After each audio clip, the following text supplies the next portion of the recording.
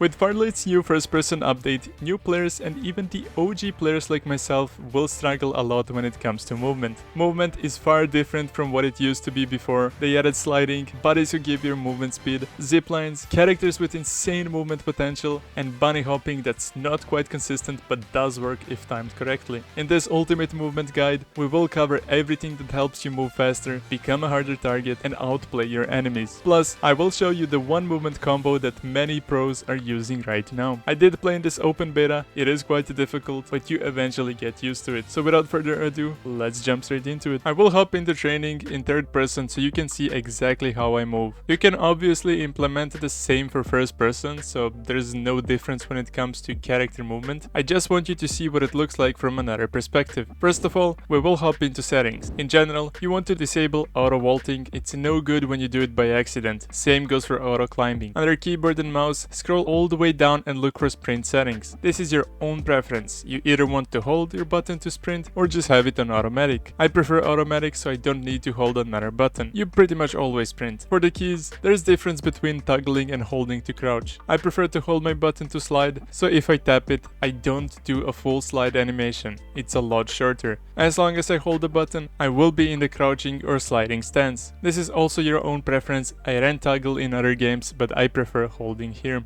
And yeah, that should be it from the movement settings. The first thing I wanted to cover is the constant slide jump chaining while moving so you keep a decent speed. Most people like myself coming from other games such as Bloodstrike are used to doing slide then jump, slide then jump and then chaining them like that while keeping maximum speed. Well, in this game it doesn't work like that. There's another trick here which I'm going to talk about in a bit, but first let's go through some basics of your movement. This is how long the slide lasts on a flat surface. You will see exactly when you're starting to slow down, and this is how long the slide lasts when you're going down a ramp, stairs, a hill, or literally anything, as long as you're going down. This ramp, for example, doubles the length of the original slide. Now in that case, before the slide is about to start slowing you down, you jump to cancel it. As you can see, jumping gives you a slight movement boost while still keeping the same speed, basically 3 to 4 blocks further, depending on how you time it. You can try chaining slide, jump, slide again. It will boost you even further, almost the same distance as going down the ramp without jumping. Let's see what happens when you do the same thing from a ramp. It's a matter of timing. There are many ramps you can practice on in the training ground. You basically need to wait until you almost get all the way down, then jump and then slide again. The boost you get is insane. This raccoon was the original distance with a single slide, while Squeaky is the distance of another jump and slide chained with it. You get my point. Chaining slides and jumps is much faster and more consistent, but you can't do it forever, which brings us to the actual mechanic. Look at how fast I can reach the end of these boxes with this mechanic and without it. Doing the original slide jump, then sprinting a little bit to not lose the speed and slide jump again will be slightly faster. Now you might be wondering, why even use this mechanic in the first place? Well, it lets you do that infinite chain of movement. It makes you a harder target to hit, it's a lot smoother and more consistent. I would recommend mastering both since you will be using them depending on the situation. The speed difference is not big and chaining movement will always be better than running in place. It will also develop your muscle memory for bunny hopping and slide jumping in general. You will see how slide jumping down a bigger ramp will just boost you even further and make you go at insane speed. It's also important that you jump as soon as you get to the bottom edge of the ramp so you get the bigger jump boost, and then just chain it with the slide. Obviously, it won't be like this on some places on the map, like going down the hill, but you can chain more slide jumps there and keep the same momentum. Now that we've covered the basics of sliding and jumping, it's time to go through bunny hopping. Quicker this time. Bunny hopping is basically just chained jumping. It's slow in the game, doesn't work perfectly, but you can still get good results out of it. Jump strafing left and right while aiming will make you a harder target, but it will also ruin your recoil and make it harder to aim and shoot. If you use this mechanic I mentioned earlier, you can do this really easily while hip firing and keeping the same momentum. Chaining jumps is mostly useful when you're sliding down or in a fight where you already have the momentum. If you haven't sprinted before that, it will be a lot shorter and a lot slower. Unlike games like Bloodstrike, you can actually slide backwards or at any other side without facing that direction. You usually hold the key you use to run forward and slide. You will always slide in that direction. If you quickly turn to the right or left, slide and look back, you will slide that side instead of forward because you used camera movement to change your slide direction. This lets you slide in more than one direction, but it's slightly harder to keep your aim steady on the enemy while doing it. In some cases, you will need to slide backwards or to the side like I did in this clip, I shot an enemy while running and sliding backward. How did I do that? It's actually simple. As long as you're keeping a decent speed and pace, you can turn around and jump slide backwards. All you need to do is, instead of holding your forward movement key, hold the backwards one. On PC, that's holding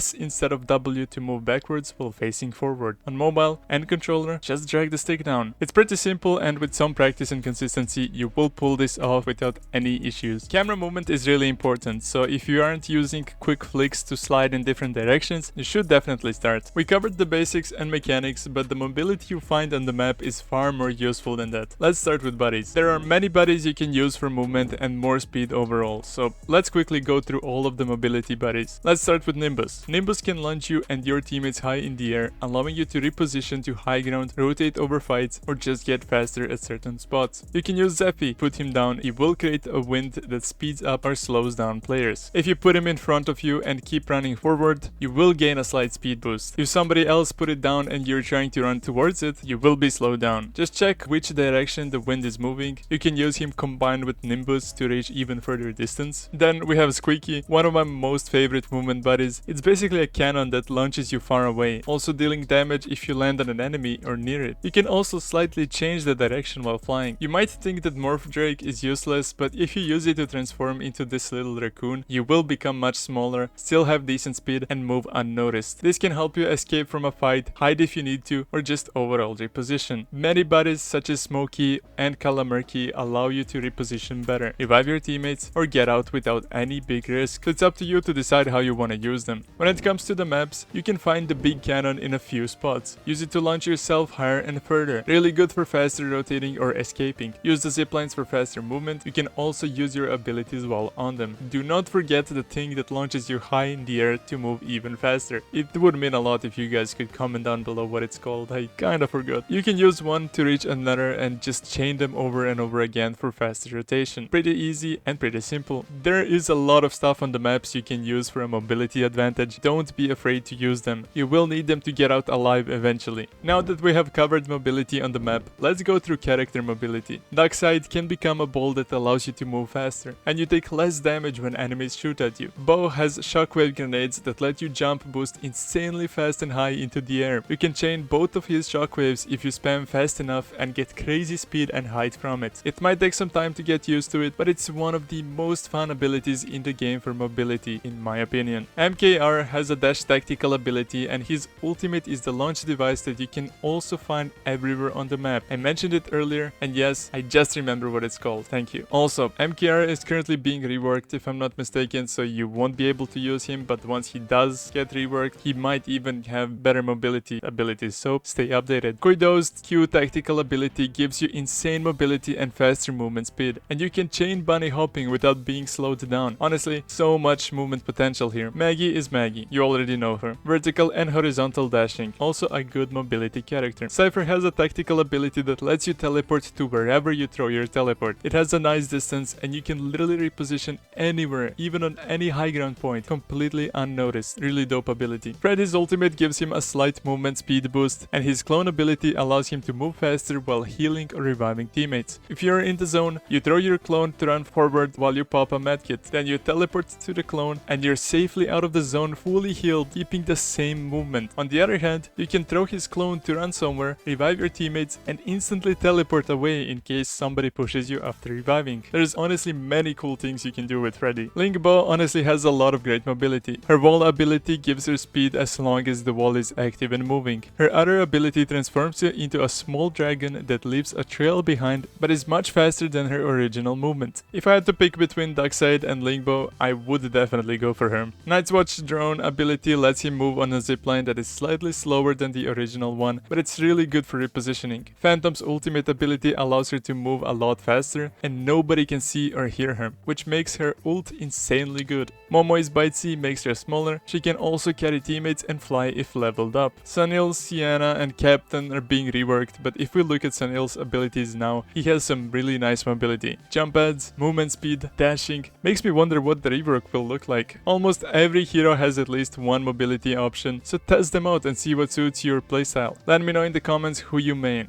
That's everything on movement. If you have questions, drop them below and I will reply to all of them. Tell me what I should cover next, and I will see you in the next video. Peace.